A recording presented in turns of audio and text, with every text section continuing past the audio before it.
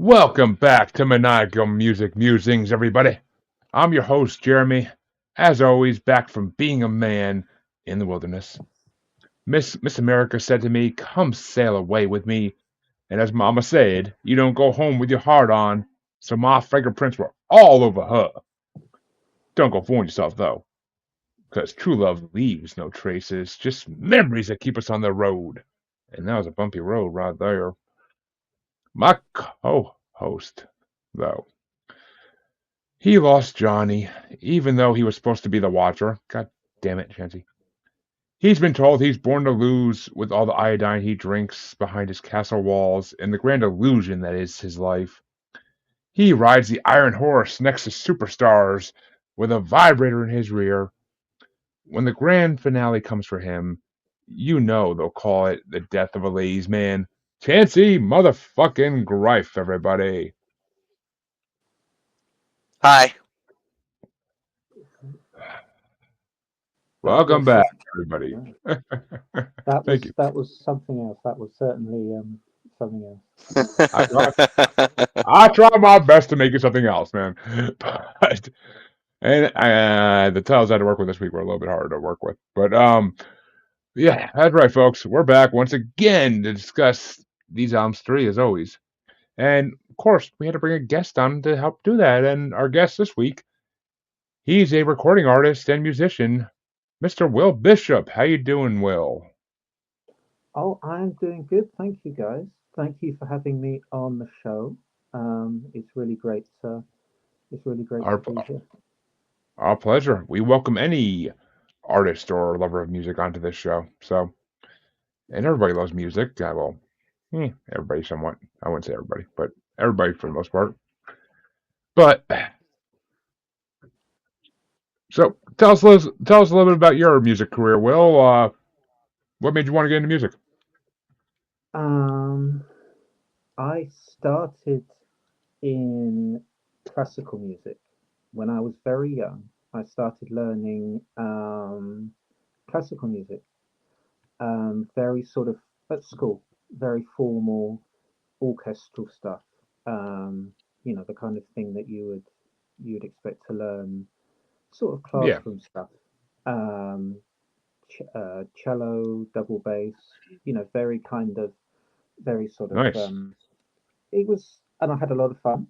A lot of fun. It was good. I really enjoyed doing that at school, and um, it was nice to learn in a sort of a more formal way.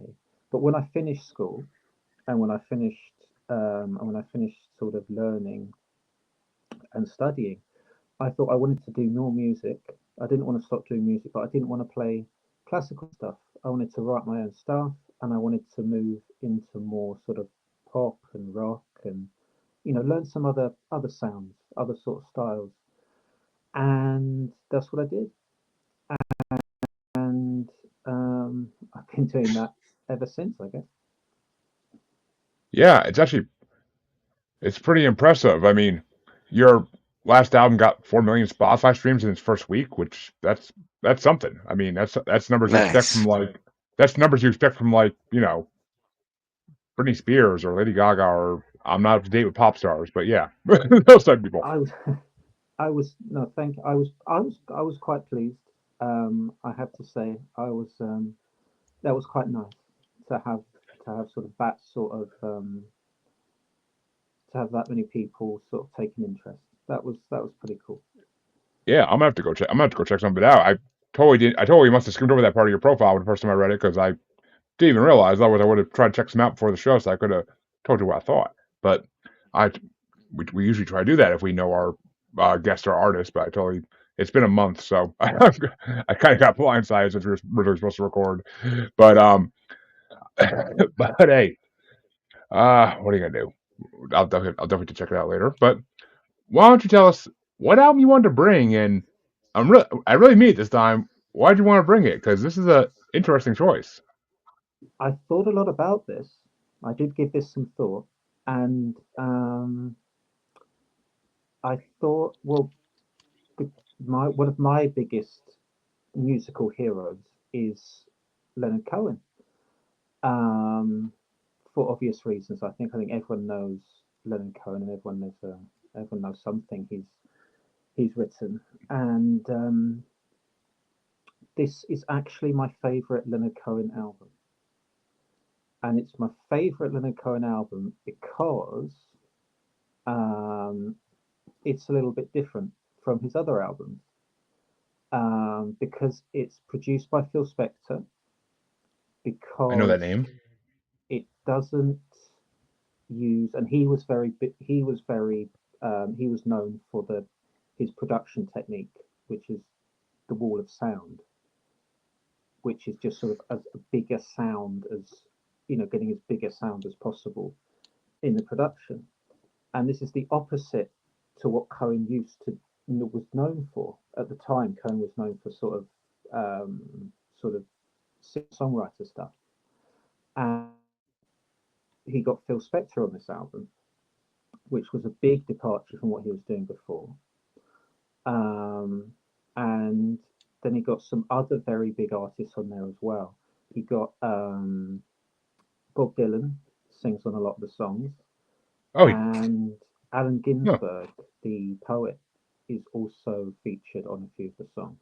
So he kind of got a lot of cultural icons from the time to play on the album, and then he got it produced by one of the bigger producers from the 80s in the UK at least. He was a very well known in the 80s as a producer of electronica music, and so it was just a bit different, something a bit different from Cohen, and it's actually my favorite album of his. Oh, before I go, I'll let Chancy tell you what he thought of Leonard Cohen's album. I mean, honestly, for me, it's kind of a Leonard Cohen. I wasn't really ever quite introduced to musically, like just outright. It always had to be through. Um, I think one of my first things that I immediately identified Leonard Cohen in was when,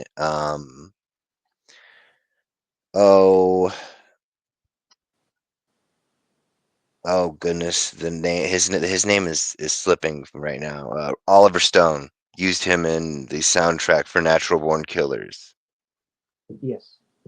Well, um, that was like my first real like full exposure to a lot of his style, and okay. I thought it was really interesting as far as a lot of the stuff that I had already been exposed to up to that point. So it was definitely uh, kind of reminded me like like Velvet Underground style, just totally avant garde. But I Yeah, liked I it. mean, That's- see, I guess that's see, good. I see, guess. I don't know Leonard Cohen from a fucking hole in the wall before this. Like, really, I know him because of I know him because of Hallelujah. Who the hell doesn't know his version of Hallelujah? But the best version of Hallelujah, in my opinion. But I mean, he is an amazing singer. I'm not gonna lie. Like, I've always been impressed by his voice, even in the few songs I've known he's done. I've always been impressed by his voice. And this album, I didn't know what the hell to expect. I mean, I actually listened to it again today. I listened to it a month ago when we were first supposed to do this episode. Then I listened to it again today just because I'm like, I need to hear this again. And my top five actually moved around a little bit. I mean, I don't know. It kind of hit me more today than it did last time. I mean, I was in a better mood this morning or something. Who knows? But I like it. It reminds me almost of like Frank Sinatra esque, like big band, like music. And then you put Leonard Cohen's voice on top of that because he doesn't have that. Oh, what the hell they call them?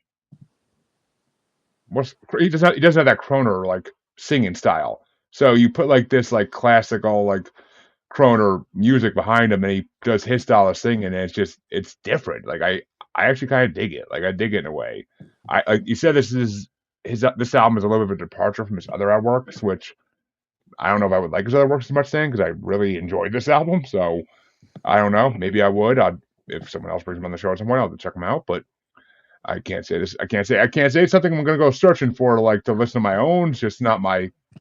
exact style of music per se, but I definitely don't mind listening to stuff like this if people make me for shows because he's not horrible to listen to. I mean, I wouldn't mind listening to him if I was out at a fancy dinner somewhere and they had it playing over the loudspeakers or something like that, or if I was at like a wedding or something like that, shit like that. Like I wouldn't mind that. Like it's definitely better than some other choices people make. So I mean, overall, I generally enjoyed it. I'll get down to the reasons a little more in my top five, but and plus there's some humor in his songs. There's a little bit of humor in some of his songs, and I appreciate that. Like it's like that classical like I'm not really saying this, but I'm saying it type of humor. Like it's I mean, just the one song title by itself is holy crap. But but before I get into that, I'll get into all that in a bit. But what are your top five tracks off of this album, Will, that you brought? And it's quite a short album. It's only an 8-track album, Yes. which is quite interesting as well. It's one of his shorter ones. Um, but the five that I would go for would be track one, True Love Leaves No Traces. Track two, Iodine, which is probably my favorite from the album. Track three, Paper Thin Hotel. I think you have to have Don't Go Home with Your Heart on there. And I Left a Woman Waiting, which is track five. So pretty much the first five in order. Yeah, the album definitely starts strong, I'll say that much. But Chancy, what are your top five? So I actually rated the entire album. Ah. So number 8 for me was Fingerprints. Number 7 was Love Leaves No Traces. Number 6 was I Left a Woman Waiting. And number 5 was Iodine. Number 4 was Death of a Ladies' Man. Number 3 was Memories. Number 2 was Paper Thin Hotel. And number 1 obviously was Don't Go Home with Your Heart On. I see a trend going here. But yeah. Yeah, I didn't want to rate the whole album. I mean, the two songs I left off, I'm fine leaving off, honestly. They just didn't really impress me much. But I did get an honorable mention, so I do have six overall. My honorable mention was Fingerprints. I thought that was a interesting song. I didn't think it was amazing, but it was interesting. My number five was the closing track, Death of a Ladies' Man, because it was okay. I mean, he definitely started off this album a lot stronger than he finished it. I will say that. I will say that. A lot of artists do it by mistake or on purpose, but they either start off strong and end weak, or vice versa, or sometimes they start off strong in the middle. There's kind of a lull, and then they end strong. It's usually one of those three, but there's only a few who can do perfect albums all the way through. But my number four was True Love Leaves No Traces, because what a way to fucking open an album. Like that song is incredible. I honestly was surprised it got pushed down as much as it did because I really enjoyed the shit out of that song. But it's I like the music in it. Like a lot of a lot of stuff with him, it's the music. His lyrics and some of them are but the music is freaking phenomenal. Number three was Iodine, which I didn't actually have that on my list the first time I heard it when I listened to this album a month ago. It took a second hearing of that to be like, all right, this is something. I'm like, this is I'm like, this is like Dave Matthews' predecessor for this type of music, like an Iodine. I mean, without the South freaking crazy South African voice that he has, but it's his music. It's like the freaking the music is very similar. My number two song was definitely "Memories." That very good song. I enjoyed the hell out of the lyrics in that song as well as the music. And number one has to be "Mama Said Don't Go Home with Your Heart On," which I have questions about this song. I would love to ask Leonard Cohen, but I have questions. I have questions about why Mama would be talking about your heart on at all. But let's not get into that. But it's a funny song. It's a really good song. Like it's almost like an anthem. It's like you could. Oh, so many young guys could use this song. But I I definitely enjoyed the album. This album I did enjoy though. It gave me a lot to think about, and especially that song. But it gave me a lot to think about, and it's something I never would have listened to before this. So I appreciate being introduced to Leonard Cohen a little more than just the one or two songs that everybody knows. Cool. Well, actually, I'm sure there's more than that. I'm sure there's more than that everybody knows, but I only know what I only know this type of stuff what I hear in the supermarket. So, but Chancy, what album did you want to bring in? Why? Well, since you've been on this yearly matchup kick lately, I went through and did the thing, and it just kind of jumped up off the page at me, and it was the debut album for Motorhead, which was Motorhead. But yeah, I mean, I saw that, and I mean, since you already brought the album you brought to make me listen to these fuckers again, uh, the least I could do is throw some Lemmy in there, get a fucking palate cleanser or something, put Okay, put love me it. out put me out of Uh, my misery or something. I'm gonna put you out of your misery, motherfucker. But No, Don I Vito, see, I need I you. see, I get that. No, I get that. I totally get that. That's, yeah. But Will, what did you think of Motorhead? Because I'm kind of dying to hear this since I don't know. I mean, I don't know how much of a metal person you are, but I the well, it's interesting. Interesting you should say that because when I started seeing music live, the first live music I saw was metal and heavy metal music, um, and that what was band? in the south coast of the UK. Um, Nice. there's a very big metal scene, and there's a very big well in the UK as a whole, but particularly Yeah. in the south of England, there's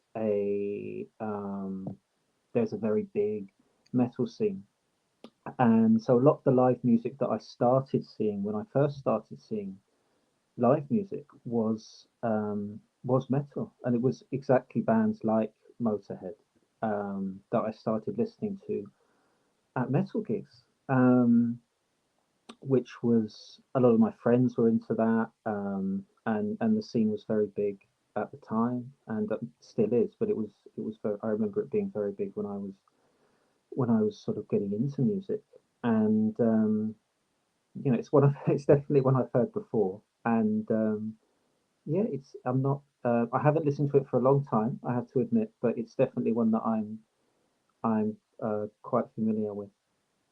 And a great album, I would say, for a sort of a debut album. I think that's pretty strong. If you're putting out a first album, that's a pretty good statement, I think. For sure. Yeah, I mean, I can't give Chancy too much shit about this because I, I mean, it's Motorhead. I like Motorhead to some degree. I'm not gonna fucking ever hate on Lemmy. He's fucking a legend, but I would never hate on him. I just I run into the same problem with Motorhead that I do with Metallica, that I do with Megadeth, and a lot of these other bands from that era. Like, it just seems like a lot of the songs sound pretty much the same. I mean, they all have distinct singer's voice. The singer's voice in all of these bands is distinct. And once you hear him sing one song, it's kind of like he's singing the same song over and over again after a while. Like, it's just, I mean, there's slight differences you could tell, obviously, but it's just they all kind of run together. Like if you listen to a full album, like I run into the same problem with a lot of bands from the 80s, 90s, late 70s, like that are in this like genre of metal. Like I don't know. It's just one of those things. I mean, even Ozzy after a while, like his voice starts to like all drown in together. Like it's just the way it is. After a while, he takes a little longer because it's fucking Ozzy, but it's just I don't know. I enjoyed the album. I did, but even today, listening to it a second time, I was just like, I can't finish this. I'm like, I just can't. I don't want to hear his voice anymore. I just don't. Like it's Okay. Oh, like I just got sick of Lemmy's voice. I'm like, no, no, no, no. I'm good for today. I'm good for today. Okay. But Chancy, what were your top 5 tracks off of Motorhead? You mean my top 8 tracks off of Motorhead? I should have fucking known. So I mean, number 8 for me was "Keep Us on the Road." Number 7 was "Iron Horse." Number 6 was "White Line Fever." Number 5 was "Train Kept Rolling."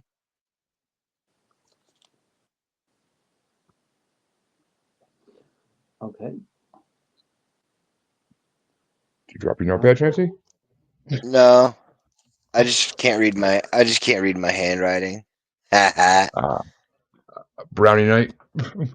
I think it is worth saying they did do 25 takes of the album before Nice. they settled on this version.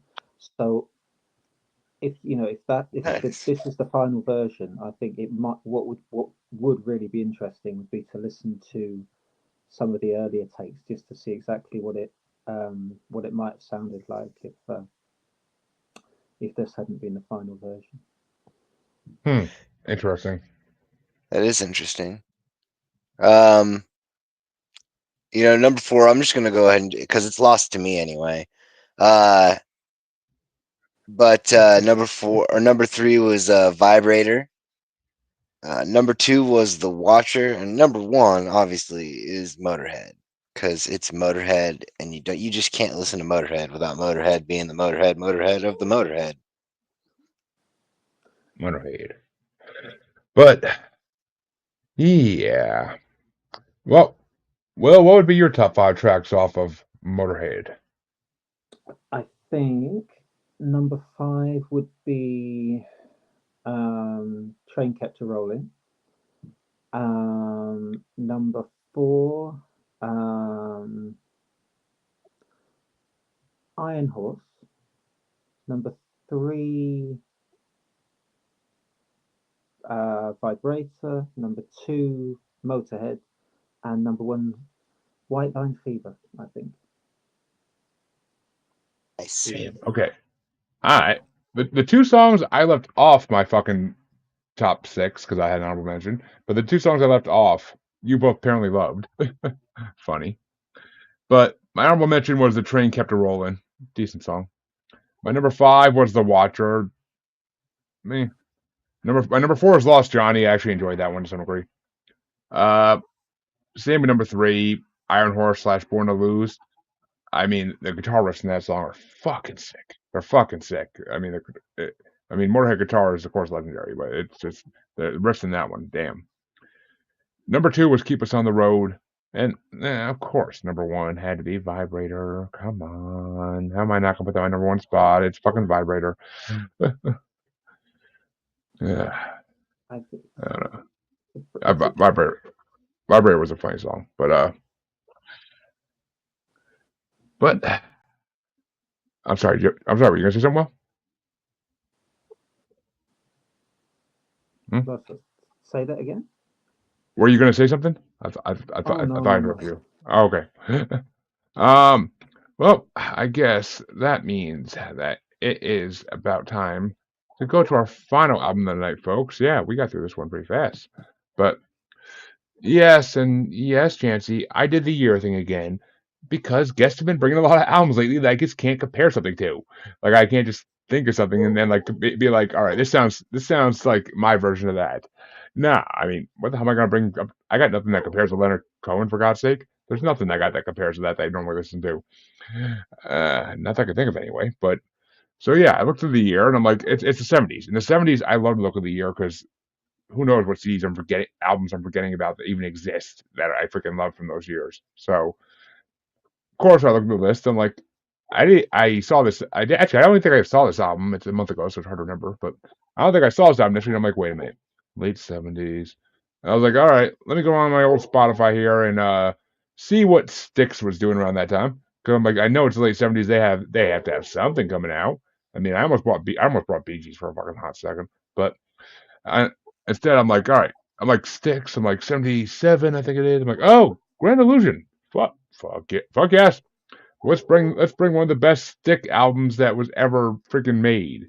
Oh my god, I said it before when I brought Crystal Ball, but I had a 3-pack Styx album collector set when I was in high school, and it was Crystal Ball, Grand Illusion, and I forget the name of the third one now. But no, what the fuck, I forget the name of the third one. But the I've brought the two I really love so far, and I mean, Grand Illusion is just one of those CDs I could put on from start to finish. It's nice and short. It's not long, and I could just like enjoy the whole damn album. The whole album is just one long story, and it's freaking incredible.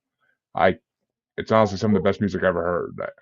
Even listening to it today, like just everything about it is incredible. The music, the singing, it just all blends and flows perfectly. Like there's very few bands I would say have perfect CDs, and those 3 CDs from Styx I had in that set were all perfectly good to just put in the album, put in your CD player, sit back, smoke a blunt, and enjoy the whole damn album while you're smoking it. Like it's just, college days I fucking did that shit. But it's just an amazing album altogether. But kind of down to here, Will, what did you think of Styx? I this is the first actually. This is the first time I heard this album, and only because Damn. you suggested it. It's not. It's something that I've probably heard before at some with friends, or something I've probably heard at some point. Um, I'm sure I will have heard it at some Oh, point, but it's not something that without noticing. I'm sure I would have heard it before, but I'm sure you've it heard is "Come a Sail Away." big. It's a I'm sure you've heard it's "Come Sail Away with Me" somewhere. I'm it's a sure. big. It is a big album. It's a big album. Of course, it was a bigger album in the '70s, and um, I I hadn't really listened to it in any depth before, but no, a lot of the musicianship obviously is really good. It's similar in a way to what Motorhead are doing. It's a similar kind of sort of musicianship there, and some really good sort of instrumental work. Um, and I like the way it kind of tells us, the whole album kind of tells a story in, like, it all kind of flows quite nicely together as a, like, a little one little piece of narrative that sort of starts with the grand illusion, finishes with the grand finale. It's that kind of, I like the sort of storyline going on there. I mean, it's impressive, and actually, I don't think I actually have said this on this podcast before, but I did actually at when I first heard this album, I literally like was starting to write a stage play to it. I was starting to write a stage play to it, and I freaking like, and it was funny because it was like 2004-ish when I did this. So I got like a couple acts in, and I'm like reading it, and I'm like sitting there, and I'm like, wait a minute. And then I actually turned on HBO for a minute so I can take a break, and like there's this movie on called Envy with Ben Stiller and Jack Black, and I'm just like, fuck. I'm like, what I'm writing has just been put into a movie already. I'm like, all right, shit, it's too similar. Fuck it, burnt it all. I was like, god damn it, like it was just like literally, it was like someone just took my idea out of my freaking head and ran with it, and I was like, god, like I mean, it couldn't have happened. It was like within the same like period, couple weeks period. Like there's no way, but still, it's insane. It's that I wrote literally a stage play based on this album and ended up being like a movie, like a decently big movie too, but. And I did speak in error earlier. I brought Pieces of Eight already on this show. That was the third album in that collection. Crystal Ball I didn't bring yet. I debated bringing that last time, but no, I brought Pieces of Eight last time. Not great, but 2 out of 3 is still on. So we'll get to the third eventually, Chancy. Don't you worry. But Chancy, what did you think of the Grand Illusion? I mean, for a Styx album, it was all right. I mean, it's better than what you usually bring on. So, I mean, at least I have that going for me. I mean, all in all, it was all right. I mean, I'm not going to complain about it.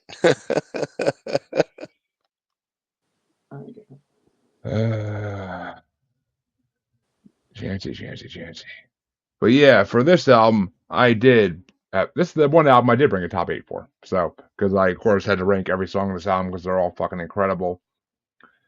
And it just flows so well. But all three of those albums do. They really do. But my number 8 was Superstars.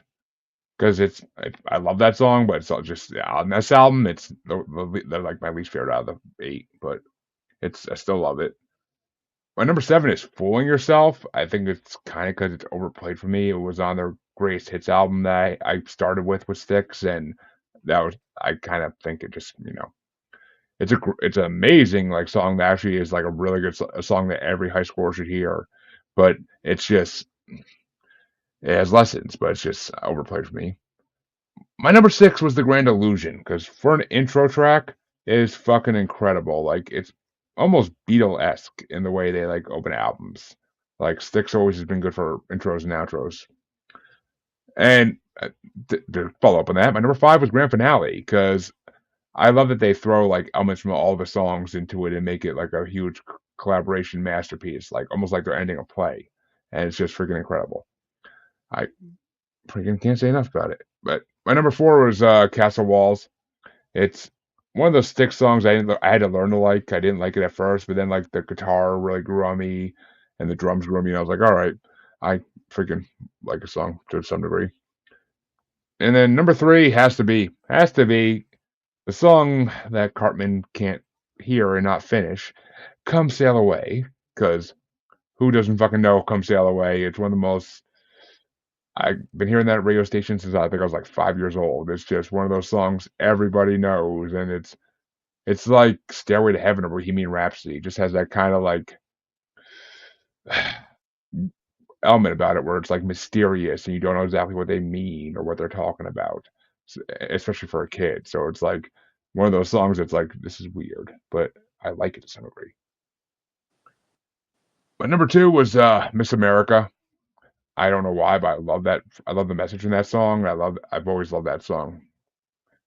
And I love when they do like the really fast drum beat, like in like the announcer voice for parts of songs. They do the same thing in Great White Hope. Like it's always a cool thing they do. And number 1 has to be by far one of the best guitar tracks I ever heard in my life, and that is Man in the Wilderness. It's just such a beautiful track, and I think any man can actually appreciate that song and really get the message behind it. I mean, Dennis DeYoung's voice on all of these tracks is just phenomenal. I worship Styx. I was gonna go see them live back in 2011, and I'm still pissed I didn't go because I would love to see them live. And I mean, actually they tour more than like any band from that era. Still, I think they do like I saw it today. I think they do like 150 shows a year, something like that. They do like a insane amount of shows every year for a band that's gotta be in their 60s, if not the early 70s even. Like I saw that fact on Spotify today. I was like, no fucking shit, really? No, okay. Yeah, But they're still but out there. They're still out there hitting it. I mean, isn't Dennis DeYoung dead? If I'm not mistaken, though. I mean, that's not. I mean, even if he actually is dead, it's not like it's ever actually stopped a band Oh, I from know. No, like I mean, doing the they damn had. thing. Oh, They, oh no, he's still alive. He's 77. He still goes. He's 77. Holy shit. But yeah, I mean, and they've had different singers. Like, they had different after these 3 albums. The singer changed, and then the original singer came back again when they did the Mr. Roboto album. But which actually I gotta bring that album at some point because that's an amazing concept album. But what were your top 5 off of Grand Illusion, Will? um, well, first off, it's the mark of a good album if the band is still going in their Oh 70s. yeah. You know, and it's got to be they've got to be doing something right there.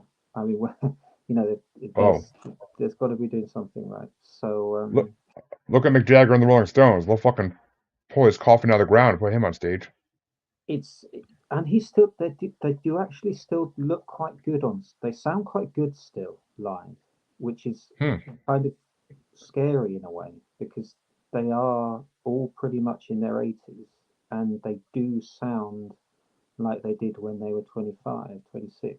So that is that's I think there are bands like that who can still keep the touring going and keep the albums going for that length of time, and no one's they haven't come across anything to sort of stand in the way of that. That's they've got to be doing something good. No, I mean, So look at Insane Clown Posse. They'll be fucking rapping on stage when they're in when they have walkers and wearing diapers.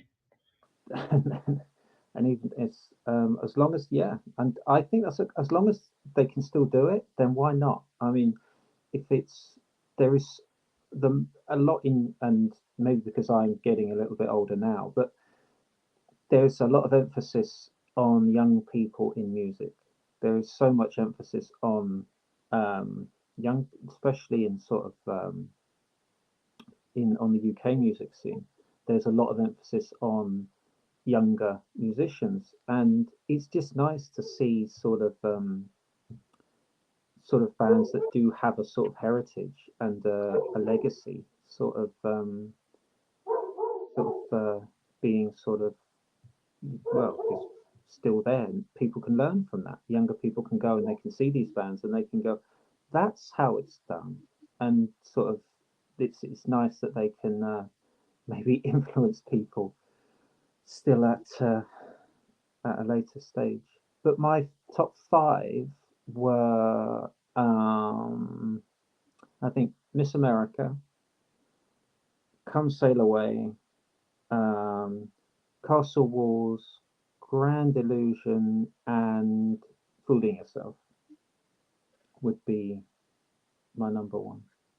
Oh, well, all amazing tracks. But Chancy, what are your top five? This I'm dying to hear. So for me, number 5 was Miss America. Number 4 was Castle Walls. Number 3 was Fooling Yourself. Number 2 was The Grand Illusion. And number 1 was Man in the Wilderness. I knew you'd like that fucking song. I knew it. I mean, it was pretty on par with Grand Illusion, but I mean, it was just, I, you know me, I like a good guitar riff, and Yeah. I can appreciate good things for being good. It's just such a rarity for you to bring actually, something good. Yeah, okay. You like a lot of my music, you fucking lying son of a bitch. But uh Oh, okay. It's plus I mean you got to look at Dennis's freaking like pitch changes in Man in the Wilderness too, like how he goes from regular voice to like that high ass screaming voice. It's just like it's almost magical how he does it, like in a way. But and no one else was really doing that in the '77 like that. Like no one was really like they made music that was so they actually I mean they basically started symphonic metal. Like Styx was kind of like the forefront of symphonic metal because all those other bands, Avantasia, Nightwish, and them all came from the same elements that Styx uses with the storytelling. I mean, Styx wrote songs about fucking Lord of the Rings for God's sakes. Nobody else was doing that in the '70s. mm, But I mean, it's just they were ahead of their time in a way. Just it was appreciated, but not certain things weren't appreciated. I mean, if you ever seen that episode of that '70s show where Eric gets Styx tickets and like he literally walks in the room and puts on this album and everybody else in the room is like, "Oh God, Styx." But I don't know. My dad always said they weren't appreciated in the '70s like they should have been because he's the one who got me into them. He was a huge Styx fan, so he he got me into them. He saw them live a bunch of times in the '80s. So, but that's probably had to bring it to is because my his birthday actually just passed 8 days ago. So that's probably the reason I was thinking about him too because it's been 7 years since he passed, I think. So I figured I'm like, all right, let's bring an album Dad would approve of, and this is definitely one of them. But well, folks, we have talked about your albums thrice for tonight, and we had three good ones tonight. So be happy and enjoy. And it's a short episode, so won't take up too much of your time. But, well, where can people find you and your music? Okay. If you do wanna sort of have a listen, or if you want to find out a little bit more about me and what I'm doing, then I have a website up there, which is williamjohntitusbishop.com, and that's got a load of information on there. If you want live dates and CDs and vinyl and T-shirts and all sorts of stuff, which you might want to buy for yourself or as a gift for someone at some point. And I would stick to social media. I would still say is the best place if you want to keep up to date with what people are doing. I'd say social media is still the best. Is still the best place. So anything with Instagram, Twitter, Facebook, YouTube, um, any William John Titus Bishop is the handle, and that way you can keep you can you can try and keep tabs on what I'm doing with music and that side of stuff. And Chancy, and of course, all those links I could find will be posted in the description of the podcast when it releases. So you can just click and go, listeners. But Chancy, where can they find you when you're not plotting the world's downfall? Well, Okay. the more things change, the more they stay the same. The Red Eye Roundtable on TikTok and Instagram. Red Eye Table on X, and the darkest recesses of the subconscious mind. Ain't fucking none of that. But folks, Okay. you can find both. You can find both your musers on Facebook as the Uncensored, Unapologetic, and Untamed UQ Podcast Collective Group. You can find us on the Gram and XX Baby as at Juggler Bastard, and you can find us on TikTok as at Juggler Bastard Podcast. And of course, you can find us on YouTube as Maniacal Music Musings if you want to see all our episodes we've ever done. And of course, proud members of the Blind Knowledge and Parapost Network, because all knowledge is blind until you spend some time as a man in the wilderness. Have a good night, everybody.